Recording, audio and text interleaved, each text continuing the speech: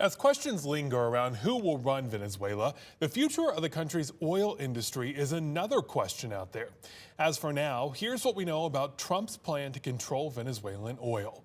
President Donald Trump says he will invite American companies to help revitalize Venezuela's oil industry following the capture of the country's president. Right now, Venezuela produces about 1.1 million barrels of oil a day, but experts say major investments could double or even triple that output. And while the country could see a boom in oil production, experts say it likely won't have much impact on gas prices here at home, at least for now. I posted a video to our Facebook page explaining what this could mean. Big news this weekend, airstrikes in Venezuela. A lot of people are wondering what it means for gas prices. Here's how it actually impacts your wallet. When oil's in the headline, people worry it's going to cost them more at the pump. But experts who track gas prices every day say this is not one of those moments. According to Gas Buddy, the news is not expected to cause a major jump in gas prices, at least right now. Here's why. For years, Venezuela has not been producing that much oil, less than 1% of the global supply. Just about 1 million barrels a day, compared to the US's 13.5 million barrels. So even big political changes in Venezuela won't immediately impact what you pay at the pump. Gas Buddy says the only real impact will be felt years down the road if Venezuela becomes stable enough to get their oil industry up and running again. As the story develops, make sure to check out WFMYnews2.com to stay in the know.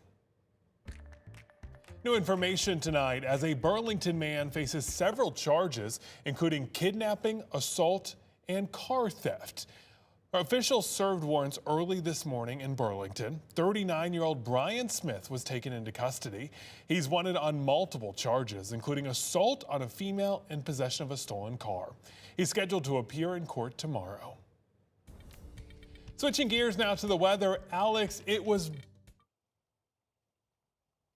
Yeah, Ben, it was a really nice day out there. Temperatures actually in the mid-60s, right around excuse me, not the mid-60s. I'm jumping the gun there. We will see mid-60s as we get into our Wednesday timeframe, but not there yet. Mid-40s, there we are in Alamance County. Temperatures kind of in the mid to upper 40s, lower 50s across much of the Triad this evening. That's much warmer than we were yesterday, but we're not going to take that trend all the way into the day tomorrow. We'll be cooler tomorrow thanks to an increase in clouds. Tonight we'll see an increase in the high cloud variety. That won't be so bad, but we'll see some thicker low clouds kind of form tomorrow, or some middle clouds, and that's going to blot out enough of the sunshine that we will be a few degrees cooler. We're talking temperatures closer to the lower 50s versus the mid 50s, which is where we were today. Here's our situation. We got that high pressure sliding off of the East Coast. As it does so, we start to get what we call return flow. So after a cool start tomorrow, you will start to notice those clouds building in here. Our Futurecast model showing that. And it's because we have very cold air at the surface and we're bringing warm air up over that. We call that isentropic lift.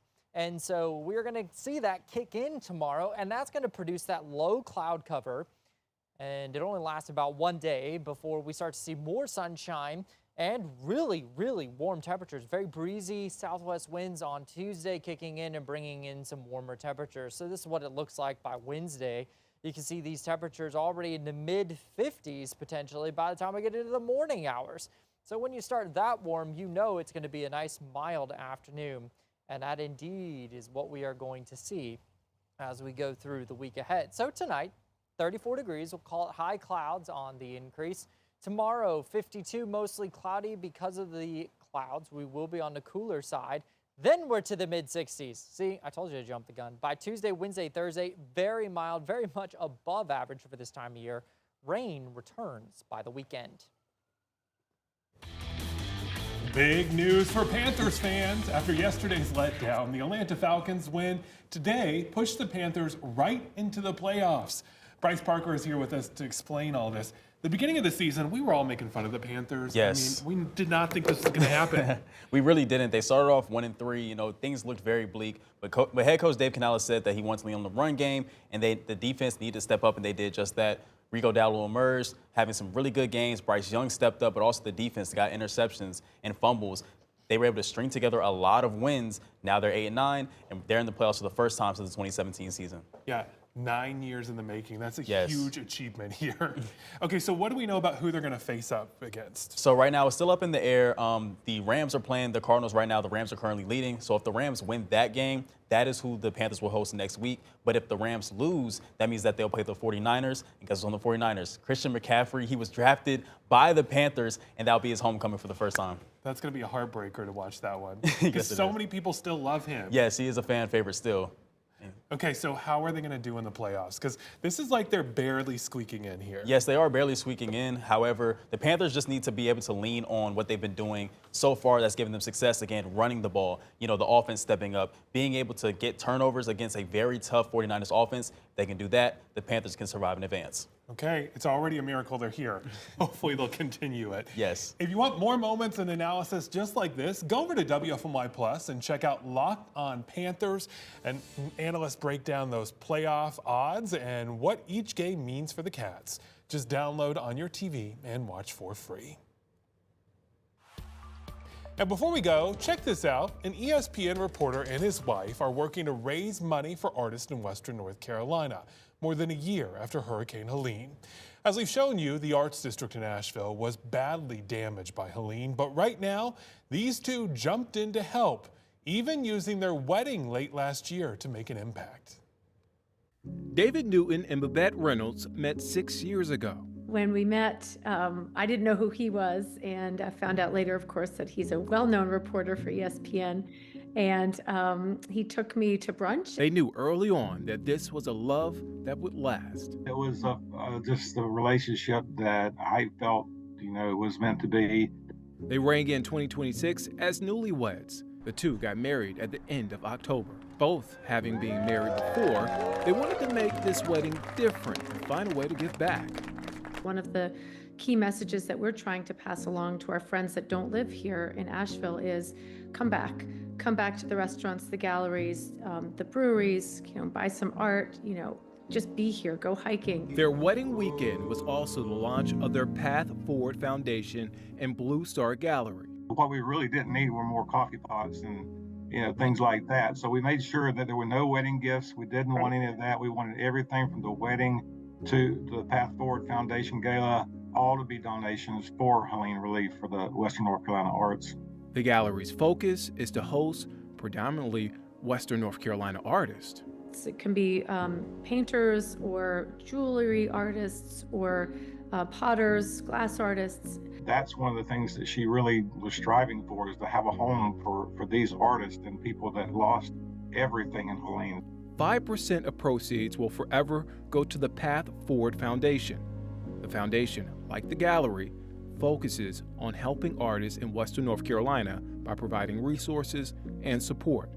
The seeds of the foundation were planted when Reynolds created the Path Forward collection of paintings in the fall of 2024 to raise funds for Hurricane Helene relief and recovery. 100% of my proceeds from that series of paintings last year went to hurricane relief. Money went to beloved Asheville, Samaritan's Purse, World Central Kitchen, and more.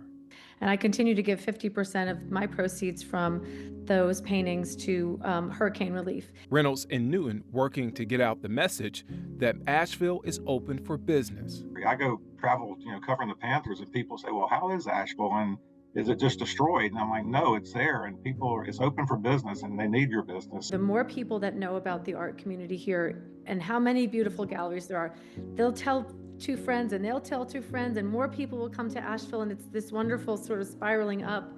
And I think that's one thing that I've just been so impressed with this community. And I think you saw that with how folks really stepped up during Helene to help each other. The message of the foundation, also the way they live their lives. I guess part of the beauty of the relationship that we can kind of make things work. I mean, there are challenges every day when you go through all that, but we're determined to make it all work. And ultimately, we're all going to be back together in Asheville and, ready to make that our home and move forward with that. But again, the way things have played out is just our path forward.